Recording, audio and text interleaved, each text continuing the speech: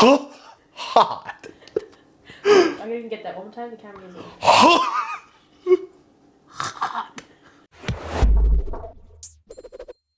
Hello everybody and welcome to another mukbang, blah blah blah blah. Now last week we had Joe experiment and try my niggity sushi. Niggity! As you can tell, I've been cooking all day, which is why I'm greasy, I'm hot, and I have this sexy little tank top on for you.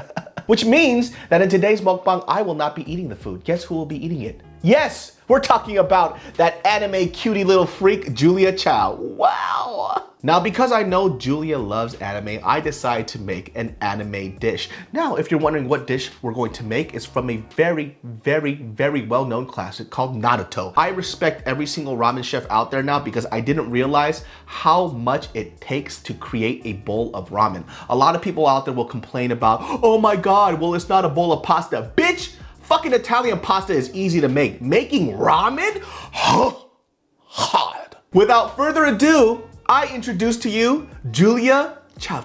Hello everyone, I'm Julia CHOW, aka X Blue Apples. I'm not too hard to please actually. I am very easygoing when it comes to food, but I can tell when food is gross and nasty and bad. But I trust David because he makes the most delicious food ever, all the time. I think I really enjoyed his mac and cheese that he made for Thanksgiving. What else did he make? He also, I don't know, I just get so excited because like David always makes delicious food and I don't doubt that whatever he brings is going to be delicious. This is kind of interesting. Why? So this right here, I know it looks very mundane, but I had leftover sashimi, so I had leftover chutoro and yellowtail belly. Ooh. So we chopped that up and we made a stuffing for this. And instead of regular nori, this is actually Korean seaweed that's toasted with sesame oil. Yum.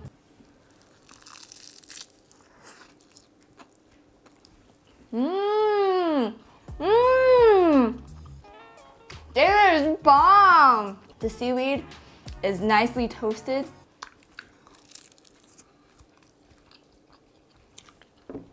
Rice has a great texture. And the leftover sashimi is so good.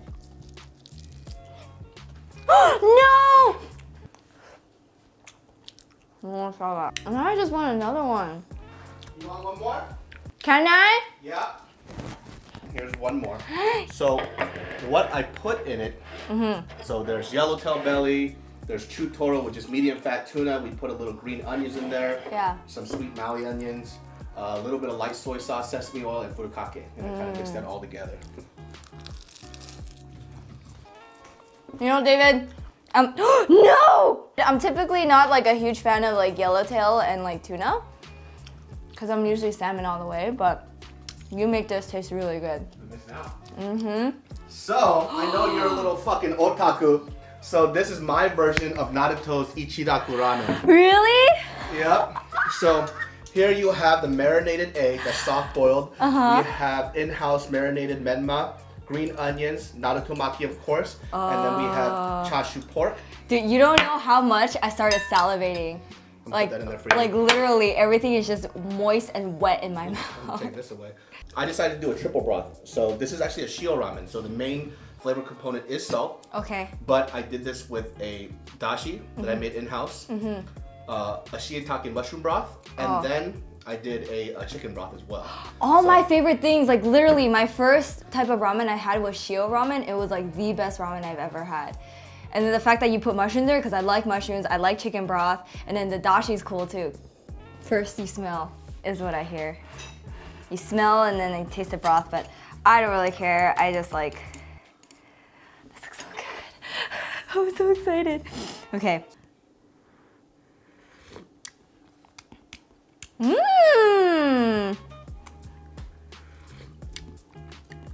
You know, it doesn't taste too oily or fatty. I have no idea what that tastes like. And it's not overly salty. Good flavor. Next, noodles. I was told you should slurp your noodles all the time, so I'm gonna do that.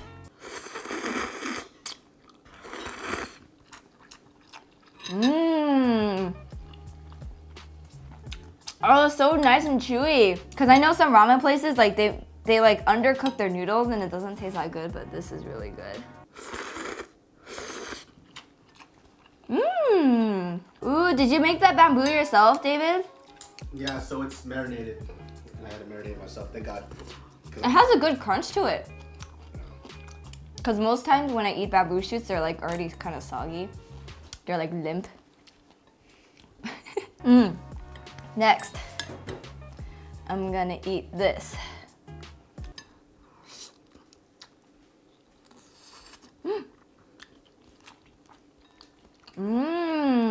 David. Oh, can't even speak. David, no, my spoon! Do you like? This is absolutely delicious.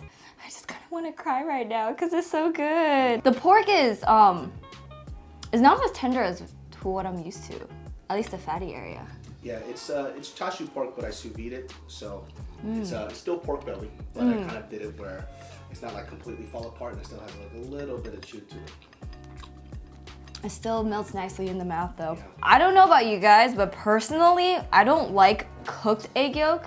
I feel it's just nasty, it's powdery, it's really gross. But then when eggs are cooked like this, or when it's just raw, it's absolutely delicious. So good. I feel like there's a lot more flavor in it, and it's a lot more bearable to eat, so I'm just gonna taste this.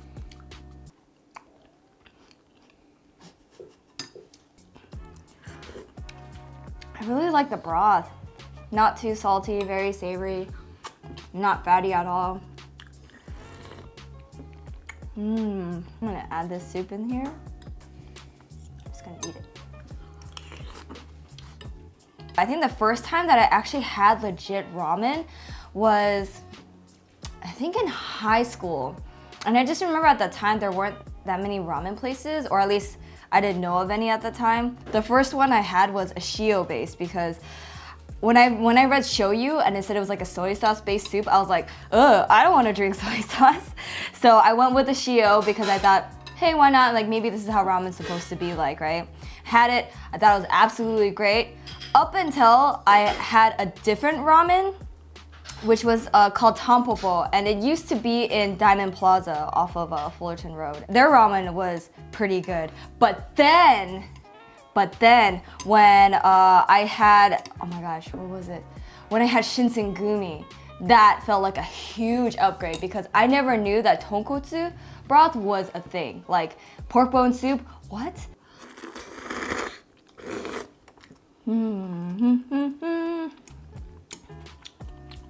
Oh, gotta eat the noodles.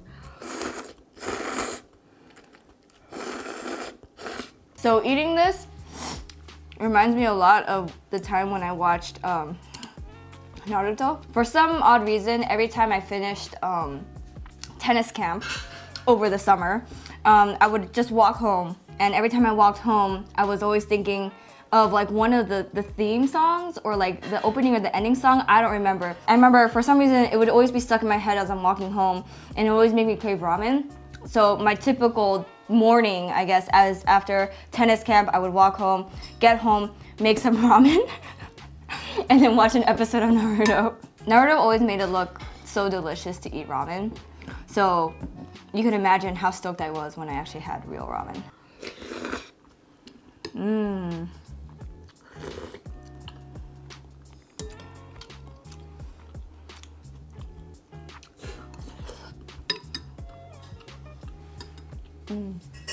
I can't help but make this face. When you feed me something and I go, you know that's a good sign because I can't control that. I can't control that at all.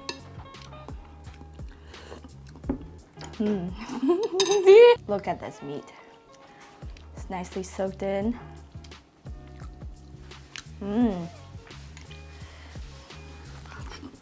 All in the mouth.